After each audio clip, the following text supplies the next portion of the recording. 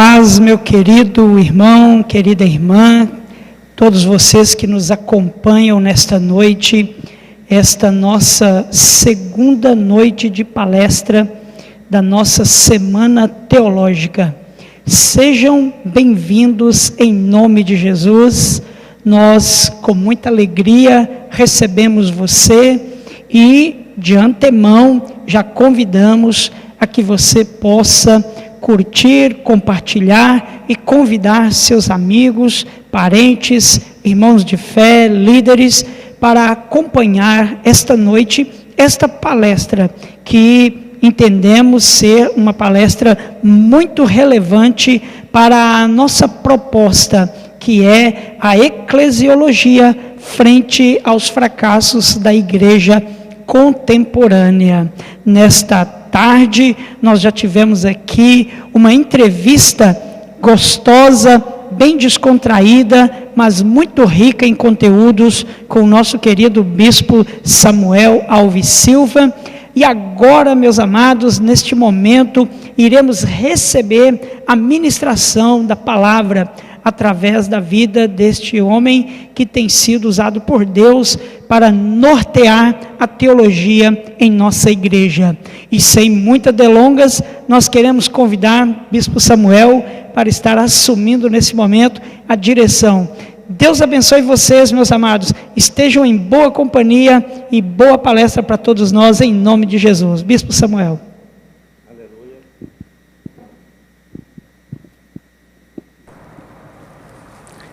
Aleluias, um privilégio poder compartilhar com você neste momento especial, você que está conosco agora e você que vai estar conosco, você que, vamos ver a testa, né? Você que em algum momento vai estar compartilhando conosco deste tempo. Nós estamos privilegiados com o tema que nos chama a refletir sobre fracassos da igreja. Refletir sobre a igreja, pensar sobre a igreja. E me toca compartilhar com você sobre um problema de nosso tempo que tem a ver com a igreja precisa enfrentá-lo de alguma forma, que é sobre o suicídio. E aí a gente precisa falar um pouco também da depressão. Então vamos falar sobre depressão e suicídio, e eu quero propor um ponto de vista, uma perspectiva, que é a perspectiva pastoral. É um tema extremamente relevante para todos os que exercem o ministério, e eu devo dizer, para todos os que são efetivamente cristãos. E eu quero começar com uma leitura bíblica em Efésios, no capítulo 4, dos versos 11 a 12, que vão já nos convocar a enxergar o tema da perspectiva de que o projeto de Deus inclui o nosso bem-estar mental, emocional, físico, na medida do possível, com certeza, mas Deus pensa no homem como um todo. E aqui em Efésios capítulo 4, verso 11, vamos fazer essa leitura para podermos invocar a sabedoria de Deus em oração. O texto diz: assim, ele designou alguns para apóstolos, outros para profetas, outros para evangelistas e outros para pastores e mestres, com o propósito de aperfeiçoar os santos para a obra do ministério, para que o corpo de Cristo seja edificado, até que todos alcancemos a unidade da fé e do conhecimento do Filho de Deus e cheguemos à maturidade, atingindo a medida da estatura da plenitude de Cristo. Bem, com esse texto eu te convido a orar ao Senhor. Nós não temos como compreender as coisas de Deus sem a ação do Espírito Santo em nossas vidas. Então vamos pedir isso ao Senhor. Meu Pai, nos apresentamos a Ti para estudar um tema, Senhor Pai, que é ousado, que é instigante e que precisamos fazer à luz da sabedoria que vem de Ti. Precisamos, Senhor Pai, da Tua graça, no nome do Teu Filho pedimos, Senhor. Aleluias. Pois bem, o texto que nós lemos aqui, como abertura desse tema, ele fala então de um Deus que pensou no nosso bem-estar, que tem por propósito que nós sejamos aperfeiçoados. que sejamos aptos para a obra do ministério, que sejamos aptos para edificar o corpo de Cristo, ou seja, edificar a igreja. E Deus estabelece um padrão para nós: unidade da fé e do conhecimento do Filho de Deus, maturidade na estatura do próprio Senhor Jesus Cristo. Veja que coisa boa. E aí, para a gente falar em depressão e suicídio, nós precisamos começar provocando algumas reflexões. Eu vou chamar isso de observações introdutórias. Para qualquer assunto na sua vida e na minha vida, para qualquer tema, nós precisamos definir sob qual cosmovisão nós vamos verificar esse tema. Você vai assumir uma postura de cristão e vai analisar as questões da perspectiva cristã, o que implica necessariamente em utilização da Bíblia, considerando a Bíblia como palavra de Deus, considerando a inerrância da Bíblia, considerando a suficiência da Bíblia, ou nós vamos admitir outras cosmologias, outros pontos de partida. E aqui é extremamente essencial a gente ter essa defesa. Adiante eu te mostro a impossibilidade de mistura disso. Por quê?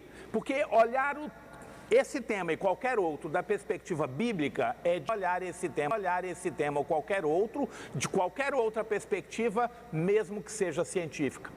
Então nós precisamos definir, todos nós. Porque a questão é simples, nós não vamos aceitar a perspectiva bíblica se estamos partindo de uma perspectiva meramente científica. O oposto também vai ser verdadeiro.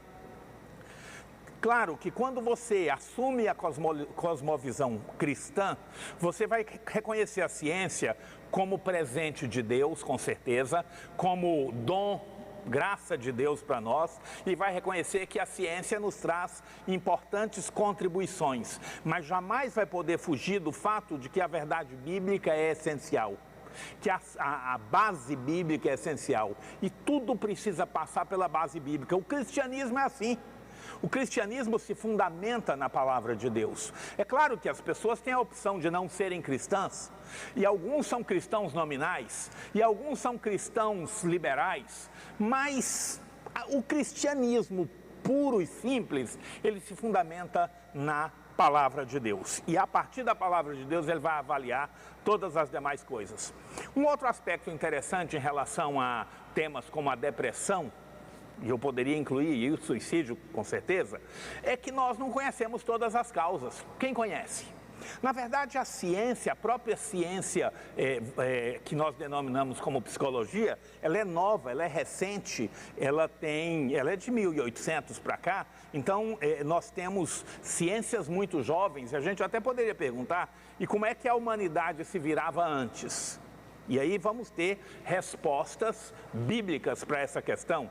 Nós não conhecemos todas as causas. O que a gente precisa ter humildade para compreender, e todos precisam ter humildade para compreender isso, é que conforme as causas, os tratamentos vão poder então ser ou de natureza espiritual, ou de natureza científica, ou conjunta, precisando ter aí uma vertente de cunho científico e uma vertente de cunho espiritual. Não dá para a gente pensar em alguma coisa fechada, né? Ou só científica ou só espiritual, em grande parte dos casos. Mas não temos como desconsiderar o fato de que alguns problemas são eminentemente espirituais.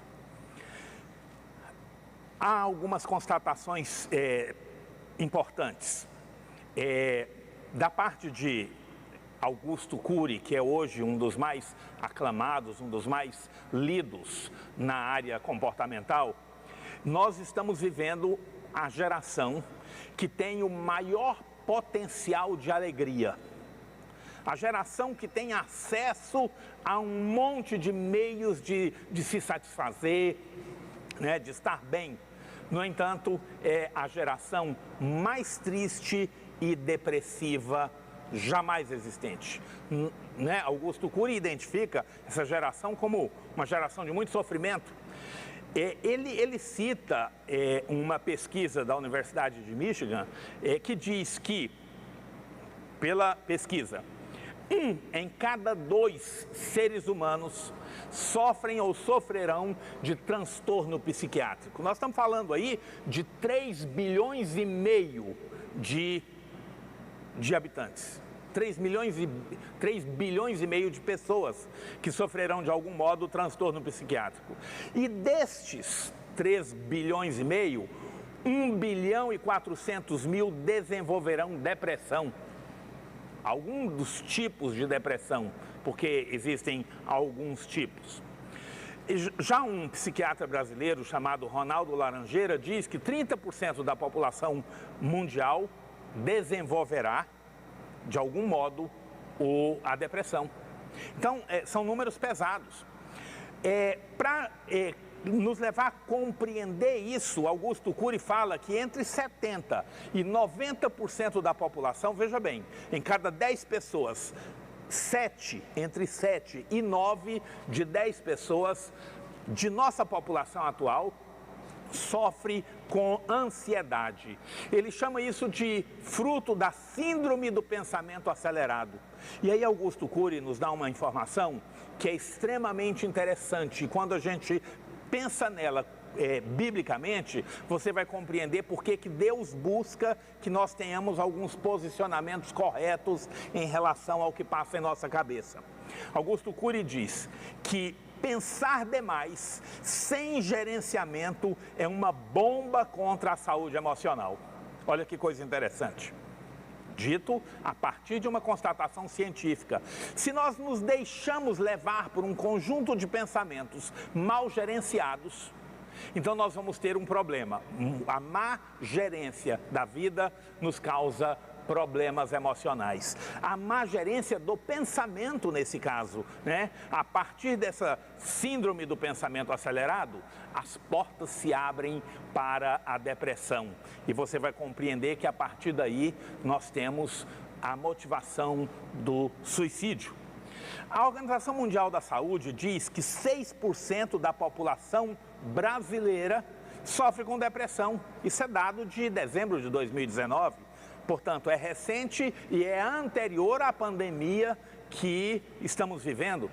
A pandemia agravou muito. Hoje são muitas as famílias com problemas de distúrbios emocionais que avançam para estágios depressivos por causa desse ambiente, desse conjunto de más notícias. Um pesquisador chega a dizer que 20 minutos de notícias ruins nesse nosso tempo de pandemia, baixam a imunidade de alguém por cerca de 6 horas.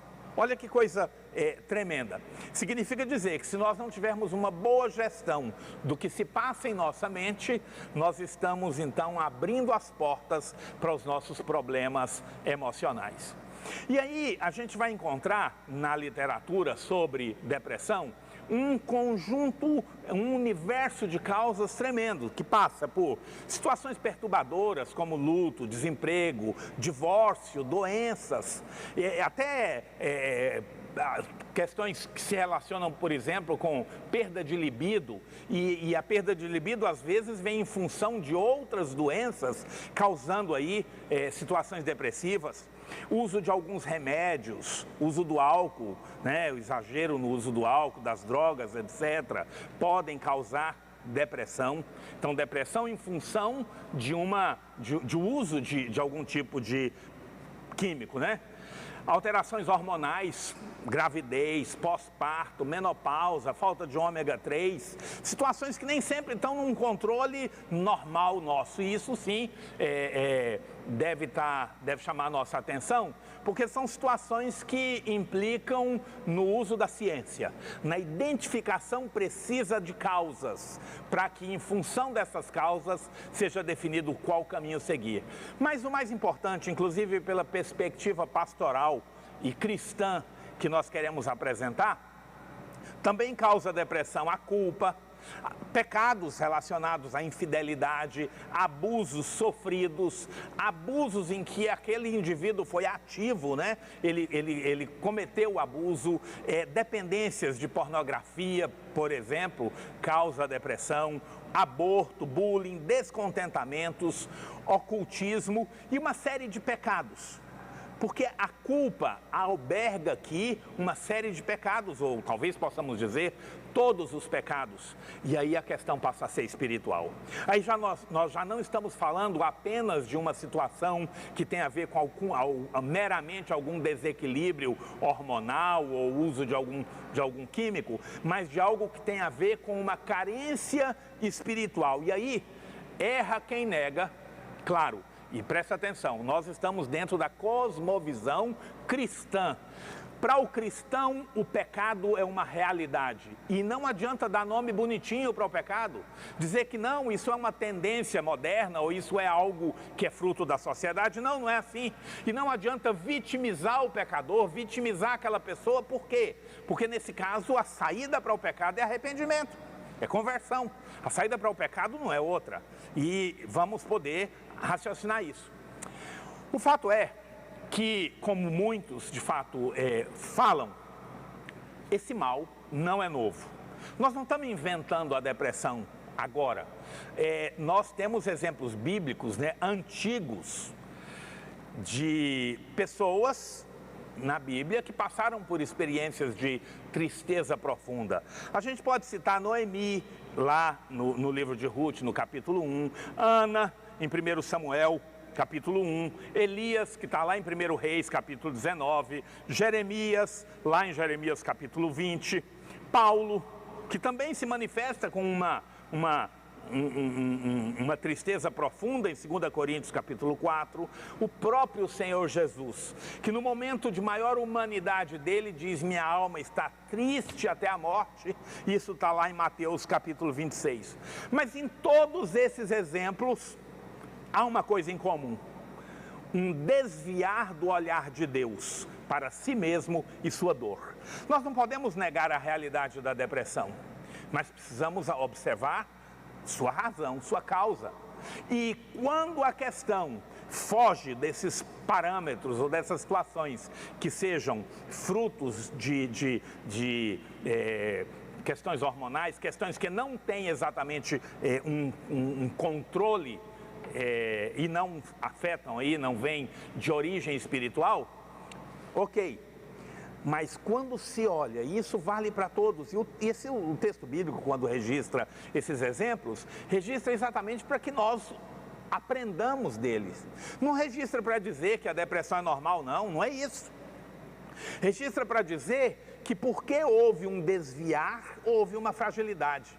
E que nós somos chamados, pelo contexto bíblico, a exatamente fugir desse desviar, a manter os nossos olhos, a manter os nossos pensamentos onde devem ser mantidos. Então não vamos entender que a presença de exemplos bíblicos serve para justificar. É o contrário, serve para nos servir de advertência.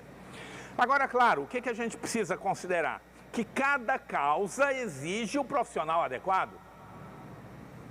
Há situações que são oriundas da má gestão da vida, oriundas do pecado, oriundas da distância de Deus, e aí a solução é espiritual. E não adianta que nós peguemos uma questão, uma fragilidade espiritual e a tratemos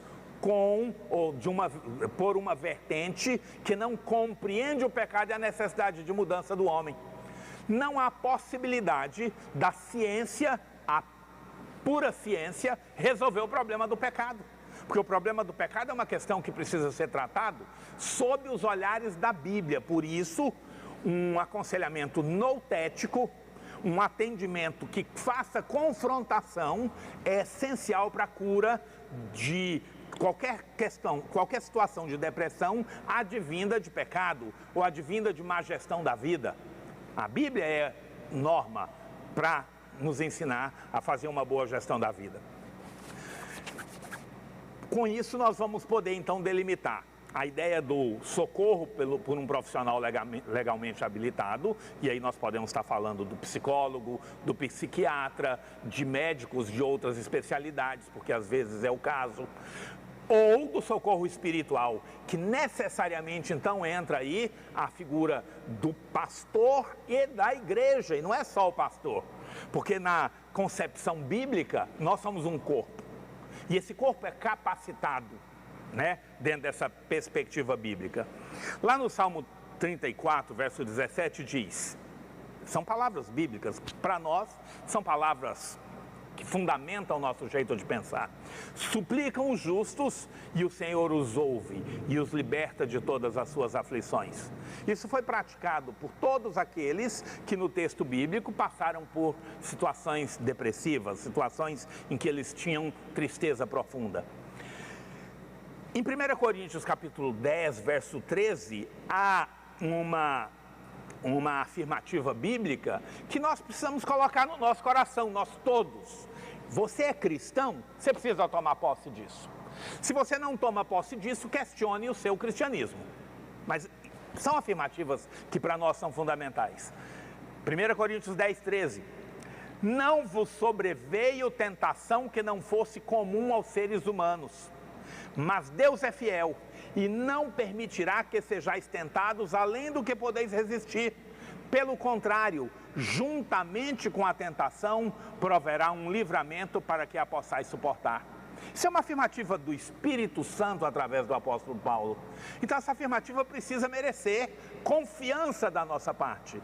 Deus não deixa que ninguém, e aqui vale para todo ser humano, tenha uma tentação superior às suas forças e concede livramento. A questão é, eu creio nisso? Estou olhando as questões da vida pela perspectiva cristã? Eu tomo posse disso para a minha vida?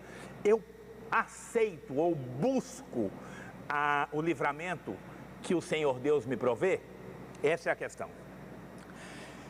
Para você que é afeto à Bíblia, para você que então tem essa cosmovisão cristã, se você for lá em Filipenses no capítulo 4, dos versos 6 a 8, você vai encontrar recomendações preventivas.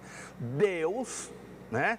Melhor dizendo então, o Espírito Santo, através do apóstolo Paulo, nos traz recomendações preventivas que, quando aplicadas à nossa vida, vão nos proteger de situações que possam nos gerar um desgaste excessivo. E como nós estamos falando da eclesiologia e dos fracassos que a igreja tem, eu devo inserir aqui a preocupação que nós devemos ter com uma série de problemas acontecendo porque não aplicamos o que a Bíblia nos oferece, porque não aplicamos o que a Bíblia nos traz, nos faz conhecedores. O texto diz, Filipenses 4, a partir do 6, não andeis ansiosos de coisa alguma. É uma ordem, não andeis ansiosos de coisa alguma, em tudo, porém, sejam conhecidas diante de Deus as vossas petições, pela oração e pela súplica, com ações de graças. E a paz de Deus, que excede todo o entendimento, guardará o vosso coração e a vossa mente em Cristo Jesus. Veja que nós temos aqui um tratamento mental, um tratamento emocional, e a paz de Deus, que excede todo o entendimento, guardará o vosso coração e a vossa mente em Cristo Jesus, se você ouviu a recomendação do verso anterior. Não ser ansioso, mas levar diante de Deus todas as suas petições pela oração e pela súplica. Verso 8, finalmente, irmãos, olha, presta atenção, que aqui Deus nos fala sobre gestão do pensamento, gestão da mente. Finalmente, irmãos, tudo que é verdadeiro, tudo que é respeitável, tudo que é justo, tudo que é puro, tudo que é amável, tudo que é de boa fama, se alguma virtude há e se algum louvor existe, seja isto que ocupe o vosso pensamento. O que o texto bíblico está dizendo é assim, ó, cristão, você tem que gerenciar suas ideias, você tem que gerenciar seu pensamento, para não deixar que em seu pensamento entrem coisas que vão te destruir. A Bíblia revela para nós que Deus se preocupa com a qualidade do que pensamos. Olha que coisa interessante. Alguém diz, e eu ouvi isso de uma mulher de Deus, psicóloga, que a oração nos oferece a melhor catarse, o melhor tratamento. Porque na oração você está, vamos usar aqui da palavra, no divã de Deus. E você conversa com Deus. E agora você pode então trazer a Deus todas as suas ansiedades. Se você for para o que o Espírito Santo nos diz através do apóstolo Pedro, na primeira carta no capítulo 5, a partir do verso 6, você vai ver lá: humilhai-vos, portanto, sob a poderosa mão de Deus, para que Ele, em tempo oportuno, vos exalte, lançando sobre Ele toda a vossa ansiedade, lançando sobre Ele toda a vossa ansiedade, porque Ele tem cuidado de vós. Sede sóbrios e vigilantes. O diabo, vosso adversário, anda em derredor, como leão que ruge, procurando alguém para devorar. Eu não tenho tempo aqui para me demorar demais nesses textos, mas eu preciso te chamar a atenção aqui para o fato de que eles revelam um Deus que se preocupa conosco, um Deus que manifesta meios de escape, eu poderia melhor dizendo, ações preventivas para que nós tenhamos uma boa saúde mental, uma boa saúde emocional e também uma boa saúde espiritual, claro.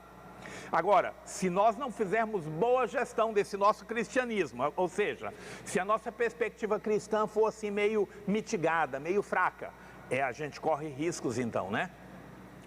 Claro que numa sequência natural, pelo menos é sabido que 90% dos casos que envolvem suicídio passam por problemas com a saúde mental. 90% pelo menos dos estudos que puderam ser realizados. Então, se você tem uma boa gestão de sua mente, e aqui entra o problema de, mas pastores se suicidam. Qual é a diferença? Não tem diferença. Qualquer um de nós, principalmente se é cristão, precisa fazer valer a perspectiva cristã em sua vida. E se não houver vigilância, seja um, seja outro, vai ter problemas. E aí alguém diz assim: nossa, mas fulano era pastor e suicidou. A nós incumbe um cuidado muito maior. E ser pastor não me elimina da condição de ser cristão. Pelo contrário, me convoca a ser um exemplo de cristão que aplica a cosmovisão cristã, que aplica as verdades bíblicas em sua vida. Mas nós, pastores, como todas as outras pessoas, estamos sujeitos a essas fragilidades todas e precisamos vigiar. Porque quando Satanás ruge em nosso derredor procurando alguém a quem possa tragar, ele também encontra pastores. Também pastores precisam vigiar. E também os pastores passam por situações de peso. Há registros que dizem que em torno de 70% dos pastores sofrem com crises de ansiedades, com distúrbios de sono e que levam eles a estados depressivos. Em todos os casos, então, nós precisamos retornar a isso que nós estamos chamando aqui de cosmovisão cristã. Essa que valoriza a Bíblia, essa que puxa para si as recomendações bíblicas. Em relação ao suicídio, então, 90% tem origem em depressões que se aprofundam, problemas de saúde mental, de modo geral, mas há identificação também com minorias expostas a preconceitos. Por exemplo, sofrem mais com suicídio populações indígenas, presidiários, moradores de rua, pessoas homossexuais, bissexuais. Também houve identificação de pequenos agricultores com maior incidência de suicídio em sua comunidade. Jovens em cidades grandes também costumam ter um potencial maior aí para o suicídio. E há uma identificação de que 79% dos suicídios acontecem em países com baixa renda média. Nós estamos falando de algo que então é muito mais forte, apesar de alcançar todas as camadas da sociedade, mas ele tem alguns focos em que a presença é maior. A Organização Mundial da Saúde diz que no mundo há pelo menos 800 mil suicídios por ano. E também identifica que entre os jovens de 15 a 29 anos, o suicídio só perde para as lesões não intencionais. Lesões não intencionais aqui tem a ver com acidentes de trânsito, situações que tiram a vida por acidentes. Pois bem, veja que a incidência é muito grande sobre os jovens e que a incidência no mundo é muito grande, muito alarmante. Mas no Brasil também é alarmante. São identificados 15 mil casos. Em 2016 foram identificados 15 mil casos no Brasil e esse índice tem crescido. A previsão é de que esteja acontecendo um suicídio a cada 45 minutos no nosso país, né? Interessante. Um outro dado que tem que chamar a nossa atenção é que as mulheres tentam mais o suicídio. No entanto, os homens morrem mais. Em cada 4 suicídios, 3 são de homens. 75% dos suicidas são homens. E os motivos constatados, aqui entra de novo a relevância da gente tentar entender todo esse processo. Está relacionado com remorso, culpa, fracasso. Os motivos detectados estão relacionados com questões que são de tratamento a partir dos conceitos bíblicos. Então, se nós estamos falando de suicidas cristãos, claro que nós temos aí uma comprovação, como proposto, e o tema tem tudo a ver, uma comprovação de uma falha da igreja. E em que seria essa falha da igreja? Exatamente em fazer valer a própria Bíblia. O que é o teor, o conjunto de doutrinas que sustentam a fé cristã, que dão sentido à fé cristã. Por quê? Porque se nós estamos falando de remorso, estamos falando de falhas humanas, estamos falando de erros cometidos, estamos falando de pecado, culpa da mesma forma. E o fracasso está relacionado com a má gestão da vida. Emile Durkheim nos ajuda a compreender um pouco mais a questão do suicídio quando ele categoriza ele em pelo menos 3 tipos de suicídio. Ele coloca o suicídio egoísta, seria um primeiro tipo, que se reveste daquele individualismo extremado e ele vai ser o predominante nas sociedades. Indivíduos com problemas de integração social, incluso aí problemas com a família, problemas com amigos, com comunidades, etc. Então a pessoa se mata, né? Ela pratica o suicídio por um pleno individualismo. Mas também há o suicídio denominado por Durkheim como altruísta, que é aquele indivíduo que, tomado por obediência e força, às vezes relacionada com um objetivo maior, um objetivo da coletividade, se mata para atender um conceito. O exemplo clássico é o dos soldados japoneses que na Segunda Guerra Mundial, quando viam que seu avião ia cair, direcionavam o avião para destruir um navio, para atingir um ponto importante na guerra, e eram reconhecidos então como kamikazes. Um outro exemplo, que é um exemplo mais próximo e moderno, né, são os atos terroristas praticados por fanáticos religiosos, por extremistas políticos que se matam a interesse de um bem que eles consideram maior. Suicídio altruísta. E um outro tipo, na verdade é um tipo anômalo, né, chamado de suicídio anômico, exatamente porque ele não tem simetria, ele é irregular e ele geralmente está relacionado com períodos de crise ou instabilidades sociais. A gente pode ter muito disso e, aliás, a igreja deve de algum modo trabalhar para que não aconteça ou que se minimizem, mas quando tem situações de crise, como a que nós vivemos hoje, então, situações de desemprego, ciclos econômicos que se fecham e se fecham às vezes de forma catastrófica, ou processos de transformações sociais, como a modernização, como essa fase da indústria 4.0, né, em que o emprego é substituído pelos robôs e as pessoas passam a não ter empregos. Nenhum dos casos é justificável, porque em todos eles o indivíduo está se dispondo de sua vida. No entanto, tem algumas situações que nós não temos como fazer um juízo perfeito. Então a gente precisa até ter cuidado. Eu vou citar 3 exemplos bíblicos. A Bíblia nos fala de pelo menos 6 casos de suicídio. Eu vou citar aqui 3, que é o caso de Sansão, de Saul e de Judas Iscariotes. Sansão, você conhece, provavelmente o caso dele foi um suicídio altruísta. E a gente até tem elementos bíblicos para pensar que Sansão não teve um suicídio condenável. Por quê?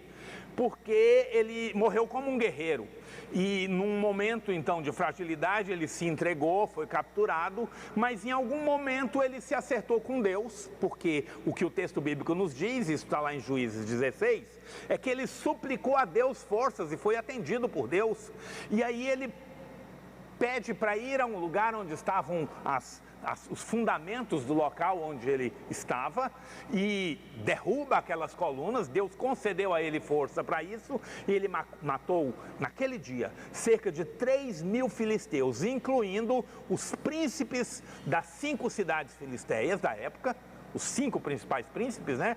E os líderes naquele contexto. E o que é que a gente precisa ter cuidado então nesse julgamento? É que Sansão é citado na conhecida Galeria dos Heróis da Fé, lá em Hebreus, no capítulo 11, dos versos 32 a 34. Se Sansão entra para a Galeria dos Heróis da Fé, quem sou eu para julgar Sansão? A gente fica com uma dificuldade. No entanto, a verdade é que, se Sansão tivesse feito uma boa gestão da vida dele, não tivesse cedido ao pecado, ele não chegaria naquela situação. De qualquer forma, o exemplo dele não está aí para justificar, está aí para nos chamar a atenção. O outro exemplo de Saul tem a ver com a prática do suicídio para evitar ser capturado por um povo incircunciso. Inclusive foi essa a narrativa dele no texto que narra aí a sua morte. Ele estava prestes a uma derrota na batalha, e naquela época, quando os reis eram capturados, eles eram mutilados e submetidos a uma série de humilhações, uma série de desonras. Cortavam o polegar dele, às vezes mais de um dedo, forçavam eles a catarem comida embaixo da mesa dos reis, e era uma humilhação muito grande, uma humilhação que seria a ele, ao povo e também ao Deus dele. Então não é muito simples julgar as razões de Saul para seu suicídio, embora nós temos a história da vida de Saul, que foi marcada por desvios. Foi marcada por fazer coisas fora da orientação de Deus. E isso está no texto bíblico para servir de advertência, de ensino para nós. O terceiro grande caso que todo mundo conhece é o de Judas. Aí Judas é indiscutível, né? Traiu Jesus, foi consumido por remorso diante das consequências dos atos e se enforcou. E ninguém sabe exatamente se ele morreu por ser enforcado ou se ele morreu porque alguma coisa deu errado e ele despencou e foi partido ao meio, como registra o livro de Atos no capítulo 1, verso 18. O fato é que ele provocou a morte, e provocou exatamente porque não foi sábio em valorizar o que Jesus ensinava a ele. Olha que coisa, ele tinha o melhor mestre, ele tinha o melhor pastor, ele tinha o melhor ensino, ele tinha o melhor em tudo, mas não deu atenção. Isso está aí para a nossa advertência. Dito isso, eu preciso te levar a refletir comigo sobre o papel do pastor e o papel da igreja. Por quê? Porque nesse contexto em que nós estamos falando aqui de cosmovisão cristã, eu preciso considerar o que é papel do pastor e da igreja. Por quê? Porque nós partimos de uma premissa cristã, premissa que está em Tiago no capítulo 1, verso 15. O pecado gera a morte. O pecado gera a morte. Em seguida, esse desejo, tendo concebido, faz nascer o pecado, e o pecado, após ter se consumado, gera a morte. Isso é premissa cristã, não tem como a gente fugir disso.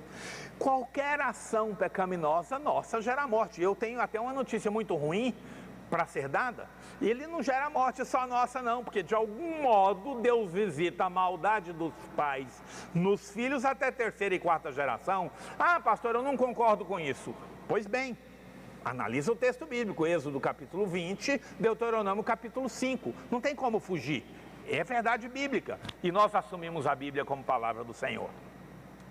O falso evangelho, na linguagem aqui de Sandro Moraes, o falso evangelho do aceite-se a si mesmo, antagônico ao verdadeiro evangelho do negue-se a si mesmo, nada mais é do que a cruz psicologizada, externada num Cristo trivializado.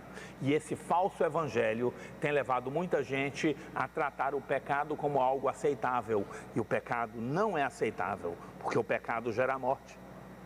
O pecado gera morte. Portanto, a igreja cristã deve ter compromisso com as premissas bíblicas. O cristianismo se firma sobre conceitos importantes. Está lá em João capítulo 3, versos 5 e 6, tela que você tinha aí há pouco. Aí em João, no capítulo 3, está falando do novo nascimento. O novo nascimento é uma premissa cristã. Se você vive a vida desta perspectiva cristã, você precisa experimentar o novo nascimento. Isso te faz uma nova criatura. Outra premissa cristã você tem em Romanos 8,14, ser guiado, ser dirigido pelo Espírito Santo. Isso está em Romanos 8,14, está em Gálatas 5,25. É uma premissa cristã essencial para nós. E fazer morrer a nossa natureza terrena, você está vendo aí em Colossenses capítulo 3, verso 5.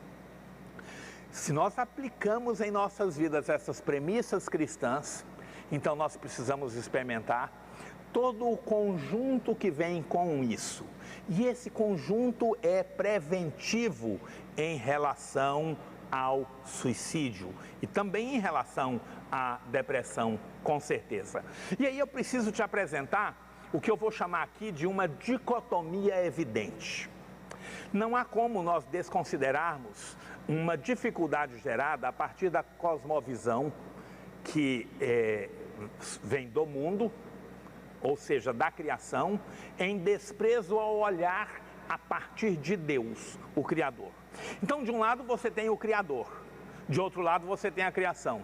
De um lado você tem a palavra de Deus, de outro lado você tem a ciência, que nem sempre considera a Deus com o valor que deveria ser, né? Que é muito mais voltada para o naturalismo, muito mais voltada para outros valores. Você tem esses dois lados. E há uma impossibilidade de conciliação. E como é que eu comprovo isso para você? Vamos lá para o texto bíblico. 1 Coríntios, capítulo 2, verso 14 e 1 Coríntios, capítulo 3, verso 19, que está aí para você me acompanhar. As pessoas que não têm o Espírito não aceitam as verdades que vêm do Espírito de Deus. Quem está dizendo isso? O Espírito Santo, através do apóstolo Paulo. Pois lhe parecem absurdas e não são capazes de compreendê-las, porquanto elas são discernidas espiritualmente. Portanto, não é novidade para mim que alguém diga assim: ah, mas eu não concordo. Eu quero saber o seguinte: a sua perspectiva é cristã? Você tem experiência com Deus? Quando você diz que não concorda, você está se opondo, não é contra mim, nem contra uma ideia que eu esteja defendendo, é contra o texto bíblico, porque a Bíblia diz que quem não tem o Espírito não aceita as verdades que vêm do Espírito de Deus. Lá em Romanos capítulo 8 diz que quem procede pela carne não pode agradar a Deus, é uma impossibilidade. De outro lado, 1 Coríntios 3,19 diz: porquanto a sabedoria deste mundo é loucura aos olhos de Deus. Pois está escrito, ele apanha os sábios nas próprias artimanhas deles. Claro que quando o texto diz aqui sabedoria deste mundo, está falando de uma sabedoria que coloca as coisas de Deus, as verdades de Deus e a própria palavra de Deus num plano secundário. E se ela faz isso, ela é loucura para Deus. Portanto, eu estou vindo aqui para te falar o seguinte: da perspectiva cristã, eu preciso considerar a Bíblia acima de qualquer outra questão. Da perspectiva cristã, eu preciso aplicar a palavra de Deus acima de qualquer outra coisa. E aí, quando eu vou aplicando a palavra de Deus, eu vou tendo um referencial para de fato nortear a minha vida. Quem não tem essa perspectiva, não tem esse referencial. E aí, como diz o texto bíblico lá de Efésios capítulo 4, ele fica sujeito sim a todos os ventos. Porque vem uma ideia, ele vai atrás dessa ideia, vem outra ideia, ele vai atrás daquela outra ideia, né? E ele vai buscando suas soluções. desconsiderando a solução de Deus. Pois bem, dessa perspectiva, nós temos Deus como nosso Criador e temos a Bíblia como o manual desse nosso Criador. Parte significativa das origens da depressão e eventualmente do suicídio serão eliminadas se fizermos uma gestão bíblica de nossas vidas. Parte significativa. Uma fé que se move para orientar soluções e que, dependendo da situação, pode até ser ao lado de ações medicamentosas, com certeza. Ela vai ser propícia, ela vai nos conduzir à edificação. Mas isso sem abrir mão da convicção de que problemas espirituais devem ter soluções espirituais. Problemas espirituais não terão soluções meramente científicas ou medicamentosas ou de qualquer conselho que não seja diretivo. Nós somos diretivos em nossos conselhos. Por quê?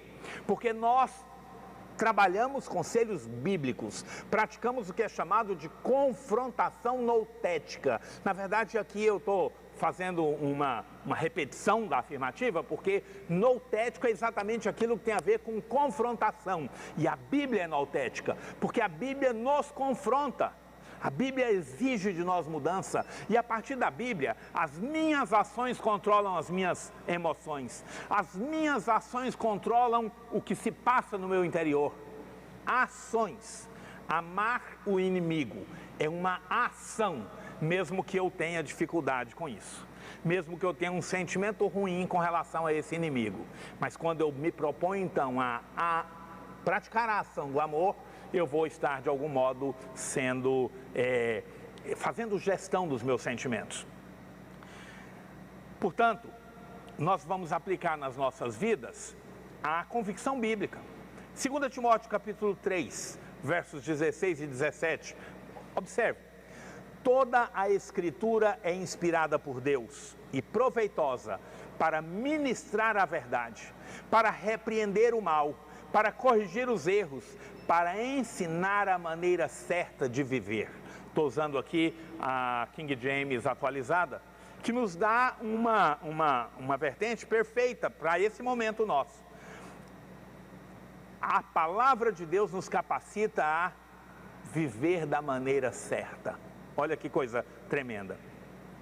Toda a Escritura é inspirada por Deus e tem um propósito: ministrar a verdade, repreender o mal, corrigir os erros e ensinar a maneira certa de viver, a fim de que todo homem de Deus tenha capacidade e pleno preparo para realizar todas as boas ações.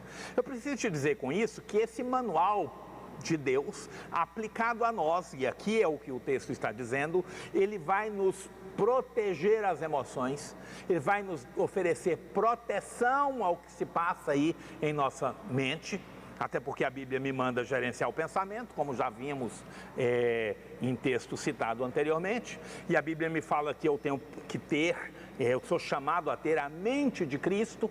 Então a proposta de Deus é que eu tenha saúde mental.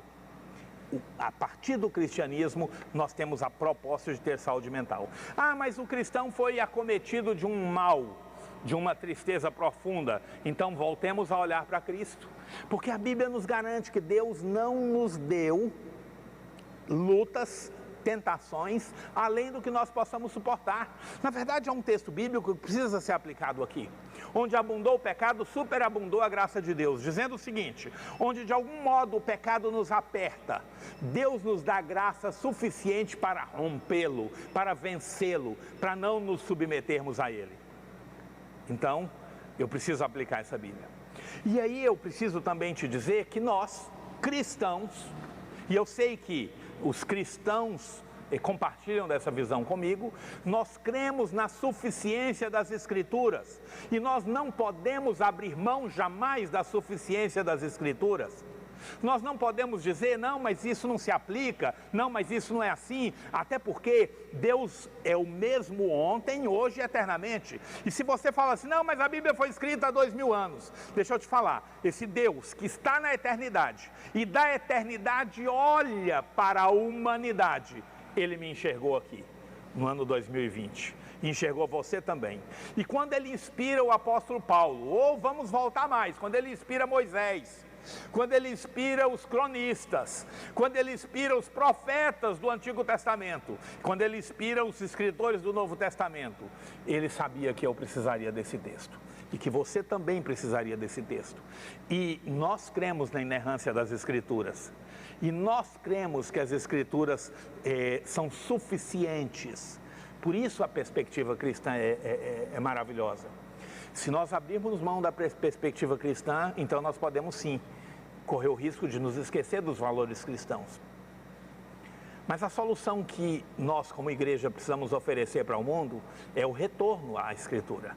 Então, se nós estamos de algum modo convencidos de que algumas falhas da igreja precisam ser corrigidas, inclusive as falhas que têm a ver, ou que têm levado, ou que têm permitido, ou que de algum modo tem aí, precisa enfrentar as questões relacionadas à depressão e o suicídio, qual é o instrumento que a igreja tem para enfrentar esse tipo de situação? Retorno à Bíblia, retorno à suficiência das Escrituras, retorno ao aprofundamento das Escrituras. Faz parte da fé cristã a convicção de que a palavra de Deus, plenamente considerada, tem sido suficiente. E nós podemos falar que ela tem sido suficiente há 6.000 anos. Por quê? Porque desde que o homem pôs os pés nessa terra, e nós reputamos que isso tenha acontecido em torno do ano 4.000 e pouco antes de Cristo, pelo menos, seria mais ou menos a data de Adão e Eva, eles estão vivendo sobre a palavra do Senhor, que vem sendo passada de geração em geração, né? A tradição oral, até que nos dias de Moisés, e Moisés está aí em torno de menos de 2.000 anos, né? Antes de Cristo. Abraão estava há 2.000 anos, Moisés está pelo menos 400 anos depois, 400 e poucos anos depois. Então o texto começa a ser escrito, a tradição oral agora passa a ser registrada. Desde sempre a Bíblia tem sido suficiente para todos os que nela creem. Então nós estamos falando aí de quase 6.000 anos. E ela tem sido útil então para perscrutar corações e mentes em benefício do que crê, em seu todo, inclusive em relação à sua condição psicológica.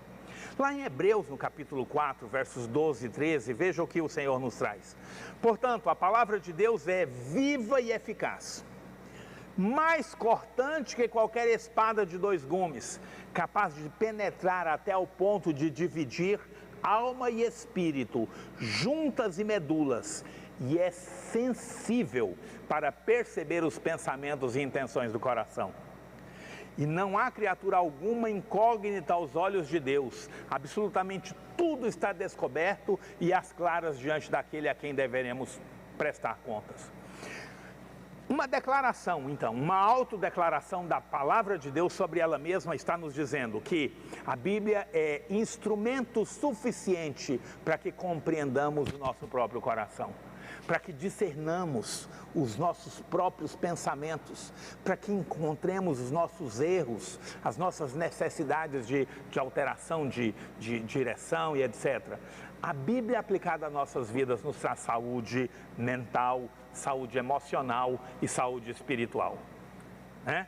Não vamos, claro, abrir mão daquelas situações em que nós precisamos de medicamentos, ou daquelas situações em que a ciência seja aplicada, por exemplo, para descobrir uma vocação, né? Qual é a vocação, um exame vocacional, um exame de personalidade. Claro, a ciência tem instrumentos muito interessantes, mas tratamento de alma, tratamento que tem a ver com necessidades espirituais, que tem a ver com comportamentos incorretos, posturas incorretas, filhos em relação aos pais, esposas em relação a maridos, pais em relação aos filhos, né?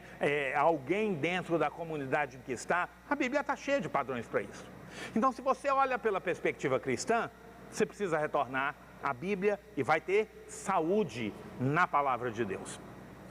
Tanto é que a previsão de Deus é que cada crente seja um conselheiro. O aconselhamento na esfera cristã não é algo que mercado fechado a um pastor.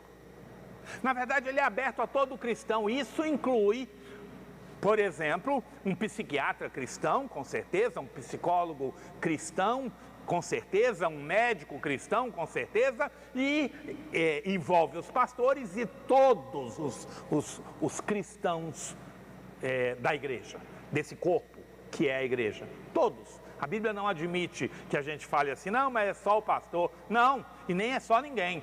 Até porque qualquer desses conselheiros que eu mencionei aqui precisa agir a partir da Bíblia.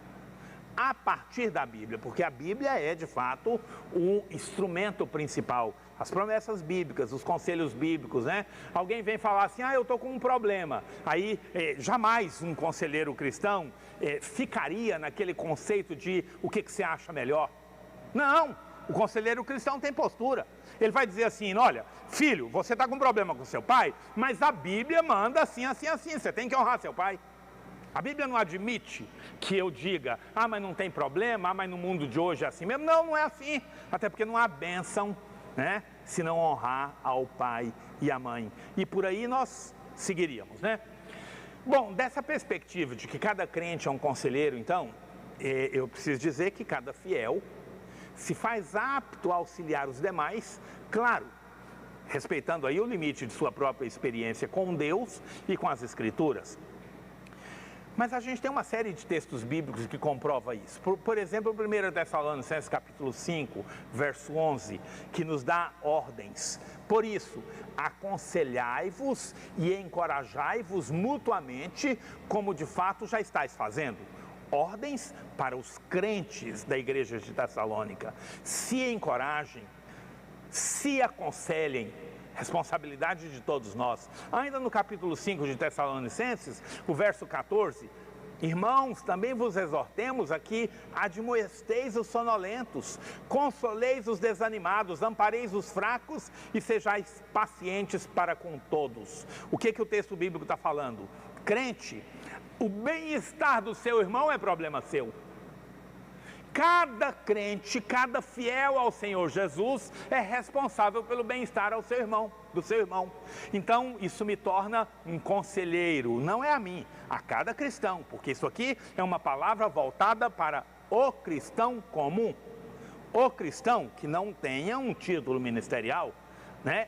Claro que inclui o que tem, mas todos nós somos responsáveis uns pelos outros. Veja que a palavra de Deus responsabiliza cada fiel.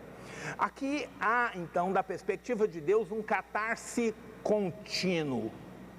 Catarse, irmãos, é dizer que aquele aconselhando vai ter chance de se abrir, chance de apresentar o seu problema. É esperado, então, esse catarse contínuo. Lá em Tiago, capítulo 5, verso 16, é dito, portanto, presta atenção, isso é muito interessante. E aqui está uma série de problemas. E aqui eu insiro, nesse conjunto aqui, nós podemos inserir o problema de pastores que enfrentam suicídio, que se suicidam. E se coloca aqui qualquer outro, né, pensamento suicida. Portanto, confessai vossos pecados uns aos outros. A Bíblia me diz que eu tenho que confessar os meus pecados. Significa dizer, estou passando por uma situação de dificuldade, deixa eu buscar alguém para me ajudar. Isso é o sensato, isso é o bíblico, isso é o que se espera do modelo bíblico, né? Então, quando eu olho esse assunto da perspectiva cristã, sendo cristão, eu tenho uma recomendação bíblica. Está com dificuldade? Procura ajuda. Porque o texto diz, confessai vossos pecados uns aos outros e orai uns pelos outros para serdes curados. A súplica de uma pessoa justa é muito poderosa e eficaz. Olha o remédio cristão. Se nós compartilhamos os nossos problemas, nós estaremos fazendo o que grupos de ajuda fazem aí, só que com uma propriedade interessante, né? De estar aplicando a própria palavra de Deus e nós vamos ser curados. Qual mal vai nos alcançar numa situação dessa? E se houver algum outro dano que precise de um tratamento específico, um remédio específico, ou uma situação específica que demande um profissional legalmente habilitado, que ele seja acionado, né?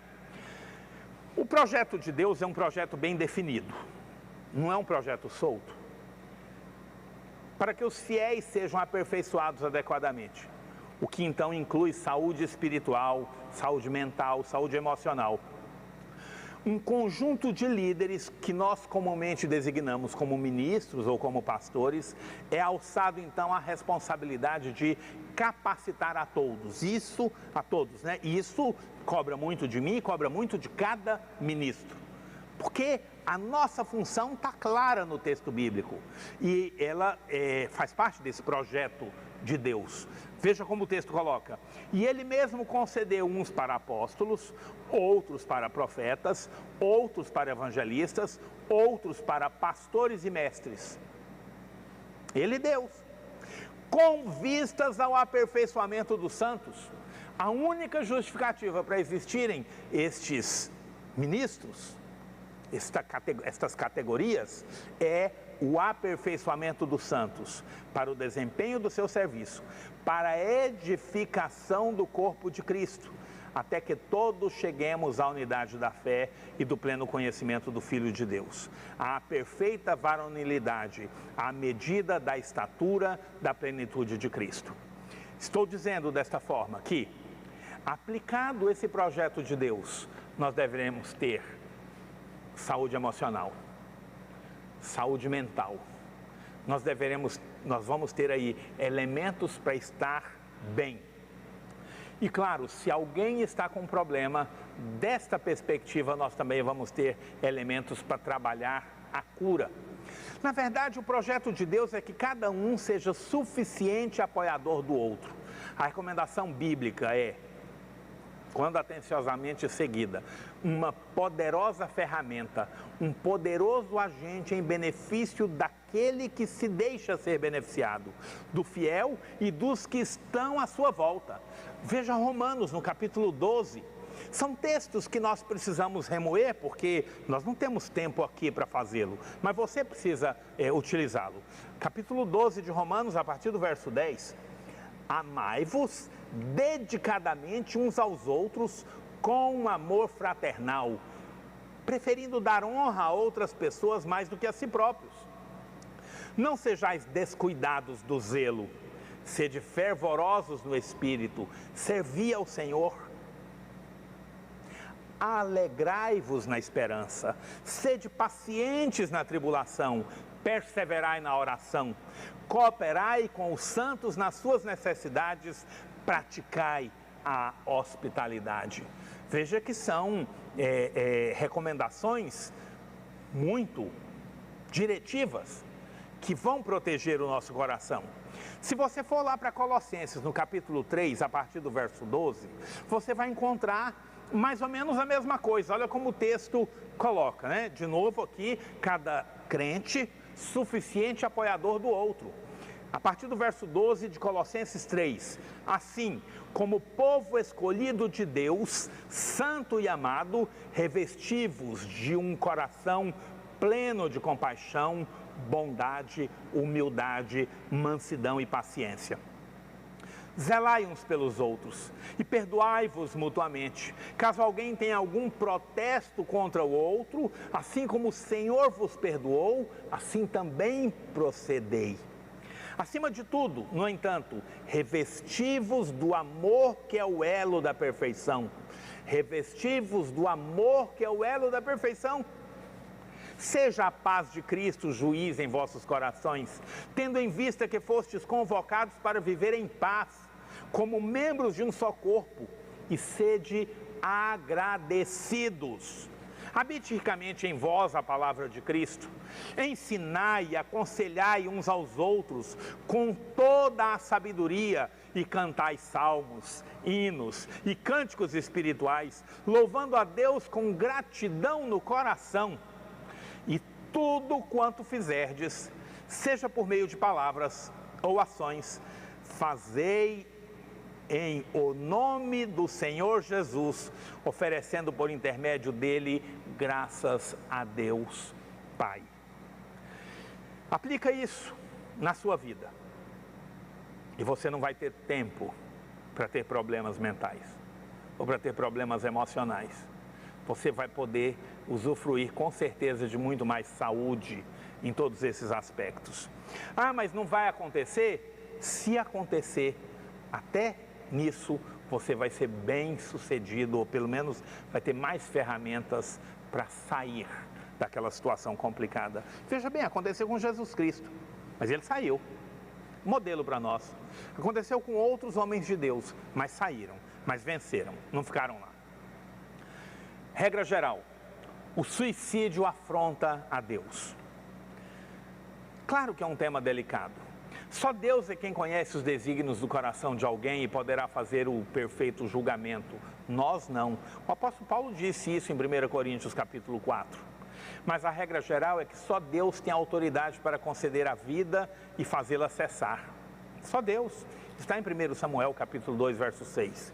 É bem verdade que você vai encontrar algumas pessoas defendendo da perspectiva calvinista que aquela pessoa que já era salva, mesmo tendo praticado suicídio, como já era salva, não vai ter problema nenhum. Mas não é essa a perspectiva nossa quando vemos o texto bíblico falar da necessidade de vigilância e vemos a Paulo dizer que ele esmurrava a si mesmo para que de algum modo depois não fosse encontrado em falha. Então Paulo parece que não cria nesse negócio de uma vez salvo para sempre e se obrigava a uma vigilância constante, que é a perspectiva que nós assumimos do texto bíblico, com esse conjunto enorme de avisos, de recomendações de cuidado que a palavra de Deus nos tem. Mas Paulo diz, e veja como a gente precisa ser cuidadoso, em Romanos 14, ninguém vive para si, nem morre para si. Quando ele está dizendo que ninguém vive para si, ele está se referindo aos fiéis.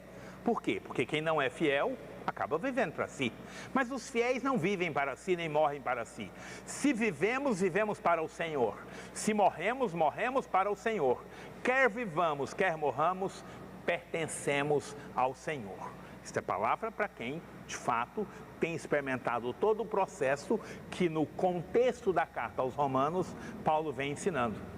Portanto, a ideia de suicídio deve ser inconcebível, principalmente para o cristão, cujo corpo não lhe pertence, mas é templo do Espírito Santo. Não há possibilidade de nós dizermos aqui que não, que Deus vai dar um jeitinho, porque isso não é bíblico. Esse jeitinho de Deus não é bíblico, até porque a Bíblia me chama a ser dirigido pelo Espírito Santo, a viver no Espírito Santo, Romanos capítulo 8, verso 14, Gálatas capítulo 5, e eu não tenho como então fazer uma gestão da minha vida sem direção de Deus. Portanto, a gente precisa considerar que há uma afronta a Deus, mas o problema vai além, porque os efeitos do suicídio alcançam, por exemplo, a família, os amigos, causa transtorno devastador entre os entes queridos e com certeza o amor de Deus não está nisso. De modo oposto, e já aqui caminhando para o nosso encerramento, eu preciso te dizer, a Bíblia nos fala do dever de cultivar a alegria. Eu vou repetir isso, a Bíblia nos fala do dever que eu e você temos de cultivar a alegria. Isso está lá em Filipenses, no capítulo 4, alegrai-vos sempre no Senhor, e novamente vos afirmo, alegrai-vos. Vamos lá para 1 Tessalonicenses 5,16, conservai permanentemente a vossa alegria. Isso são ordens, conservai permanentemente a vossa alegria. Portanto, em uma ação preventiva, isto é válido, vigiar os corações. Isso pode dificultar e até impedir que muitos entrem em depressão e nos capacita até mesmo a enfrentar situações extremas. Ordem bíblica, alegrai-vos, se conserve permanentemente alegres. Para você que é cristão, uma ordem bíblica é suficiente, não é verdade? Por isso a importância de olharmos esse tema a partir da cosmologia cristã. Eu preciso encerrar, mas quero fazê-lo falando de um último aspecto, que é a essencialidade da habitação do Espírito Santo em nossas vidas, que gera fruto, o fruto do Espírito. Como coroa de tudo que temos tratado, nós não podemos esquecer que o relacionamento adequado com o Espírito Santo nos oferece esse fruto, um resultado que é marcado com várias virtudes que funcionarão como prevenção ou até mesmo como socorro em situações de conflitos interiores, que de outra forma poderiam nos fazer sucumbir em prolongadas depressões e até mesmo em suicídio. Eu quero que você compreenda que ter o Espírito Santo na sua vida vai fazer toda a diferença. Por quê? Porque lá em Gálatas capítulo 5, verso 22, está aí na tela para você, o texto diz: entretanto, o fruto do Espírito é amor, alegria, paz, paciência, benignidade, bondade, fidelidade, mansidão e domínio próprio. Contra essas virtudes não há lei. Os que pertencem a Cristo Jesus crucificaram a carne com as suas paixões e os seus desejos. Em outras palavras, como é que você, cristão, com o fruto do Espírito na sua vida e, portanto, gozando de amor, de alegria, de paz, de paciência, de benignidade, de bondade, de fidelidade, de mansidão e de domínio próprio, como é que você vai ser vencido pela depressão? Não, você pode ter sim uma situação de crise, mas esse fruto vai te dar saúde, esse fruto vai te ajudar, esse fruto vai te despertar e te ajudar a olhar para cima e compreender o que diz em Romanos capítulo 8, versos 28 e 29. Todas as coisas concorrem, lutam entre si, cooperam para o bem daquele que ama ao Senhor, com o fim de que Cristo Jesus seja formado em nós. Virtudes como as que compõem o fruto do Espírito fazem toda a diferença. E com certeza, não significa que o cristão não terá situações críticas em seu percurso, mas terá atenuantes que lhe serão de socorro e facilitarão o revigoramento das suas forças. Estou grato a Deus pela oportunidade de ter compartilhado com você. O propósito foi te dizer que, como pastor, nós precisamos encarar esse tema da perspectiva bíblica, e essa perspectiva vai fazer toda a diferença. Uma bênção estar aqui nessa semana teológica. Parabéns pelo tema, que desafio, né? E que Deus possa então nos ajudar a, dessa perspectiva, avançarmos nas considerações que forem necessárias ao tema. Muito obrigado, Bispo Osiel, e meus parabéns ao senhor e a toda a igreja. Que maravilha, glórias a Deus. Meus queridos irmãos e irmãs e todos vocês que puderam acompanhar esta palestra, houve um pedido para que se disponibilizasse os slides que o Bispo Samuel utilizou, e o Tiago disponibilizou aí no chat. Você pode clicar e baixar estes slides que foram utilizados para a sua posterior avaliação. E que Deus continue abençoando a sua igreja, e nós glorificamos ao Senhor pela vida e a instrumentalidade do Bispo Samuel Alves Silva, que compartilhou conosco deste importante tema desta noite e trouxe aqui pilares de fé, respostas efetivas e contundentes que nos mostram o caminho. Muitas pessoas, às vezes, sofrem porque abrem mão de fazer aquilo que a própria Bíblia nos recomenda, nos aproximarmos de Deus e não nos afastarmos dos seus ensinos bíblicos. Que Deus nos abençoe, que Deus te fortaleça em o nome santo de Jesus Cristo. Antes de encerrarmos, queremos convidar você para que amanhã possamos dar prosseguimento na nossa semana teológica, onde iremos receber o pastor Tiago Alberto, que vem de Goiânia. Ele é pastor titular da Igreja de Deus no Crimeia Leste, e nós estaremos às 17 horas fazendo uma entrevista com ele, e posteriormente às 20 horas ele estará trazendo uma importante palestra com o tema Os Desigrejados. E se você desconhece esta palavra, te recomendo que comece a pesquisar, e amanhã pastor Tiago estará trabalhando conosco. Desejamos que você tenha um fim de semana abençoado em nome de Jesus, que você se decida em voltar às práticas do conhecimento bíblico, de orientação da palavra de Deus, e que Deus te abençoe em nome do Senhor Jesus Cristo. Um abraço e até amanhã, se Deus quiser.